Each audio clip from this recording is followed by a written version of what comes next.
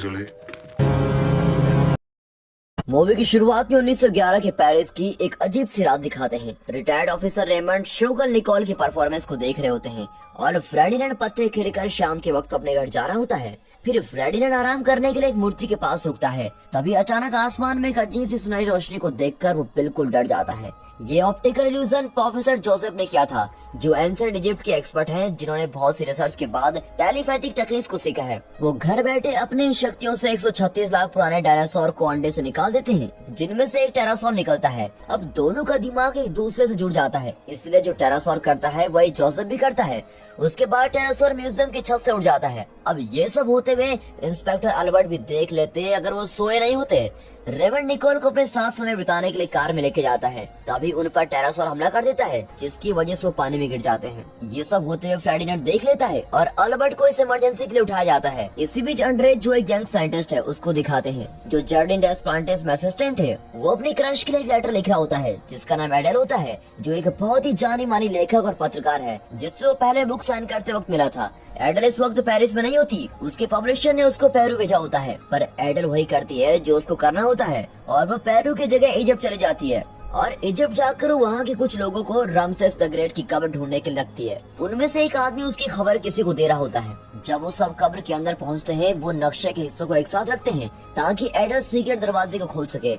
अब दरवाजा खुलते ही उसमें से कुछ काला काला चिपचिपा निकलता है और फिर जैसे ये लोग खजाने के लिए एडल के खिलाफ होते हैं तो एडल पीछे हट जाती है। वो जानती है कि वो एक जाल है, इसलिए कुछ समय बाद ही एक आदमी के हाथ में आग लग जाती है। वो सब समझ जाते हैं कि उन्हें एडल की जरूरत है और जैसे ही वो अगला पजल सॉल्व करते हैं, उसके बाद वो कमरा मिल जाता है जिसमें वो मम्मी और खजाना होता है। एडल रामसेस को नहीं बल्कि उसके डॉक्टर को ढूंढ रही होती है और वो ताबूत खोलती है, जबकि दो लोगों को सजा मिली है सोना चुराने के लिए। एक नेकलेस पाने से मर जाता है और दूसरा अचानक से बने होल में गिर जाता है। एडल मम्मी की जांच कर रही होती है, तभी उसे प्रोफेसर ड्यूलिबेल्ट रोक देता है। वो अपने जासूस को शुक्रिया अदा बोलता है जानकारी देने के लिए और बताता है कि वो अपने फौजियों के साथ उसको पकड़ने आया है। ड्यूलिबेल्ट पूछता है कि उसे ये पुरानी मम्मी क्यों चाहिए। तब एडल उसे बताती है कि उसकी बहन बीमार है और यही प्राचीन डॉक्टर उसकी मदद कर सकता है। बेशक उसे पहले जिंदा करना पड़ेगा, इसके लिए वो जोसेफ की रिसर्च का इस्तेमाल करेगी। और फिर ये सुनकर ड्यूलिबेल्ट इस आइडिया पर हंस जाता है और उससे वो किताब छीनने के बाद अपने सैनिकों को उसको मारने के लिए पहले कमरे में वापस लेके जाता है और कहता है कि विदेशी लुटेरों के लिए यही सजा है।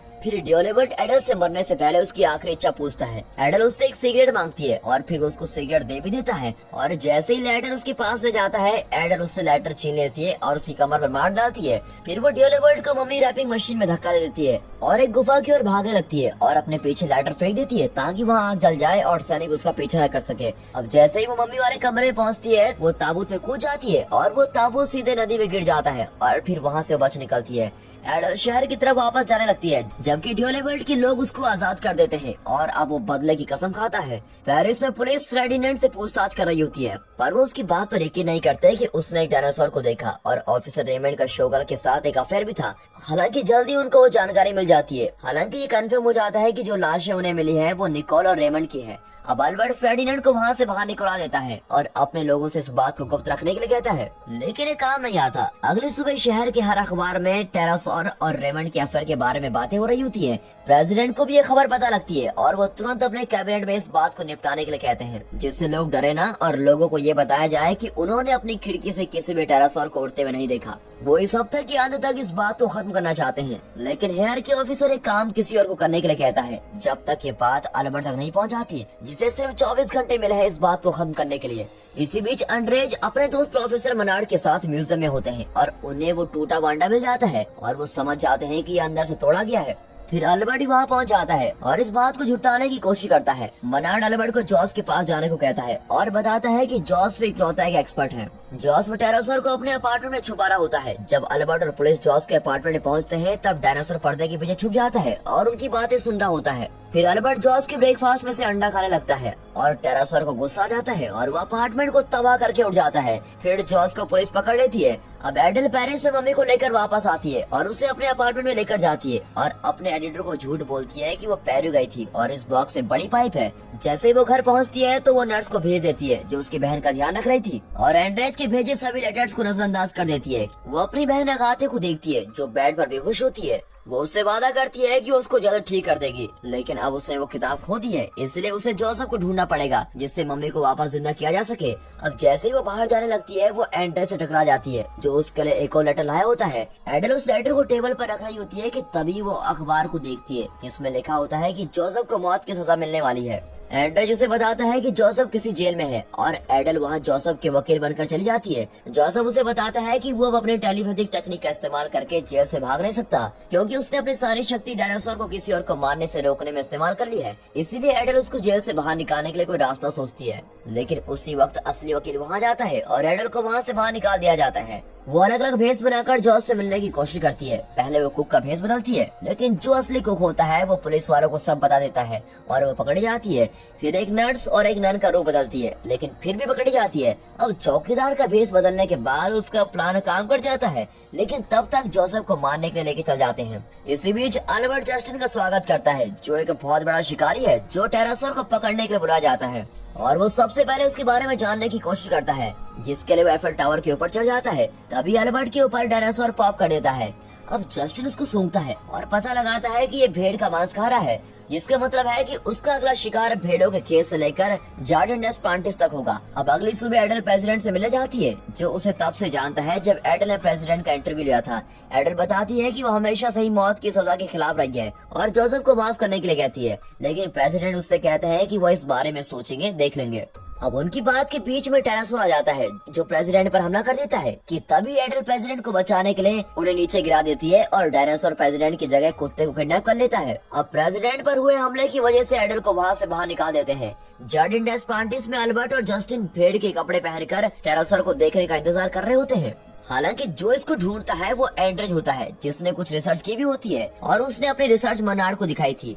उसने कुछ टुकड़े और अंडे के छिलके और मांस के कुछ टुकड़े एक शांत जगह पर रखे होते हैं और टेरासोर कुत्ते के साथ वहाँ आता है ये सोचकर कि वो उसको घूसता है। वहाँ एडल पुलिस को समझाने की कोशिश कर रही होती है कि जोसेफ भी उस टेरासोर को कंट्रोल कर सकता है, लेकिन वो इस बात पर विश्वास ही नहीं करते और उसको वहाँ से बाहर निकाल देते हैं। वो वापस घर जाती है और अपनी बहन से माफी मांगने के बाद नहाने चली जाती है और एंड्रेज के भेजे हुए पत्रों को पढ़ती है जहाँ उसे अपने सवाल का जवाब मिलता है। एडल जल्दी से जल्दी एंड्रेज के पास पहुंचती है और उसे किस करते हुए थैंक यू बोलती है और उसे डायनासोर के घोंसले के पास ले जाने को कहती है।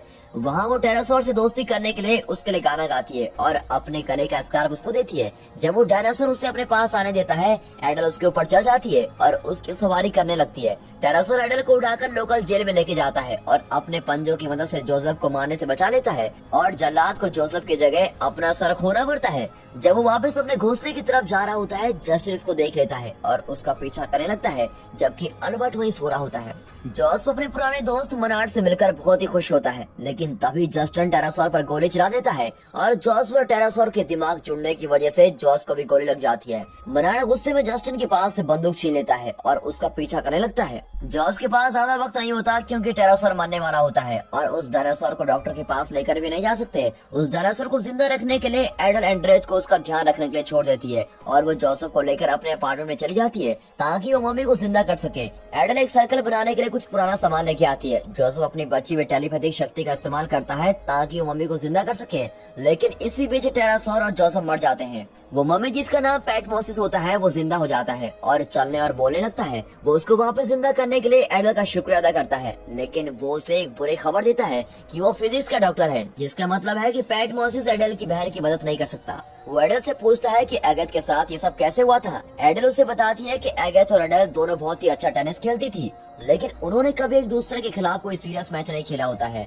लेकिन एक दिन दोनों के बीच का मैच बहुत ही ज्यादा सीरियस हो जाता है। अब एडल बॉल को कुछ ज्यादा ही तेज मारती है जो एगेथ के सर पर लगती है, जिसकी वजह से उसको बहुत ही गहरी चोट आ जाती है। अब पैटमोसिस उसकी कोई मदद न कर पाने में दुखी हो जाता है और कहता है कि काश तुम जोसेफ से मिली होती, जो 2 किलोमीटर के एरिया में मरे हुए लोगों को भी जिंदा करने की क्षमता रखता है। एडल न्यूज़पेपर के एक एड को ढूंढ रही होती है जिसमें मम्मी के एग्जीबिशन के बारे में लिखा होता है। तभी उसे एक आइडिया आता है। वो एगेथ को व्हील चेयर पर लेकर जाती है और पैटमोसिस को एक सूट पहना देती है। पैटमोसिस वहाँ फेर्डिनेंड से मिलता है और उससे बात करता है। सभी अंदर जा रहे होते हैं कि तभी पैटमोसिस अपनी शक्तियों से म्यूजियम का दरवाजा खोल देता है और सभी गार्ड्स को सुला देता है। वो लोग रामसेस के डॉक्टर को ढूंढने के लिए एग्जीबिशन में रखे सभी ताबूतों को खोलना शुरू कर देते हैं। वो रामसेस के साथ साथ सभी मम्मीज को जिंदा कर देते हैं। रामसेस एगेथ की मदद करने के लिए मान जाता है। और फिर किसी तरह अगैत के सर से हैप्टन को निकाल दिया जाता है। उसके बाद रामसेस अपने सभी नौकरों के साथ शहर को देखने चला जाता है, जबकि अगैत उठ जाती है। अब दोनों बहनें गले मिलती है और रामसेस डिसाइड करता है कि लोवेरे के बाहर एक पिरामिड होना चाहिए और मम्मीज को देखकर फेर्डिनेंड बेहोश हो जाता है। और अगले दिन सुबह न्यूज़पेपर में ये बात होती है। प्रेसिडेंट अल्बर्ट को इस नई समस्या को सुलझाने को कहते हैं। एंड्रेज एडेल के घर जाता है पर उसे वहाँ अगैत मिलती है। अगैत उसे बताती है कि एडेल कुछ हफ्तों तक यहाँ नहीं आएगी। एड्रेज अगैत को फूल देता है और अगैत उसे चाय पिलाने का इनवाइट करती है। इसी दौरान एडेल छुट्टियों के लिए एक शिप में जाती है, जबकि ड्यूलेवेल्ट उसके पीछे अपने एक आदमी को लगा देता है। उसके भविष्य का कुछ पता ही नहीं होता, क्योंकि जिस शिप में वो चढ़ती है उसका नाम टाइटैनिक होता है। जार्डिन डेस्प्लांटिस में मनार्ड अभी भी जस्टिन का पीछा कर रहा होता है। तभी उसे अल्बर्ट और उसके अधिकारी पकड़ लेते हैं। जस्टिन बहुत ही खुश होता है कि मनार्ड अब उसके पीछे नहीं है। तभी उसके पीछे दो गोरिल्ला खड़े होते हैं और ये मूवी यहीं पर खत्म होती है।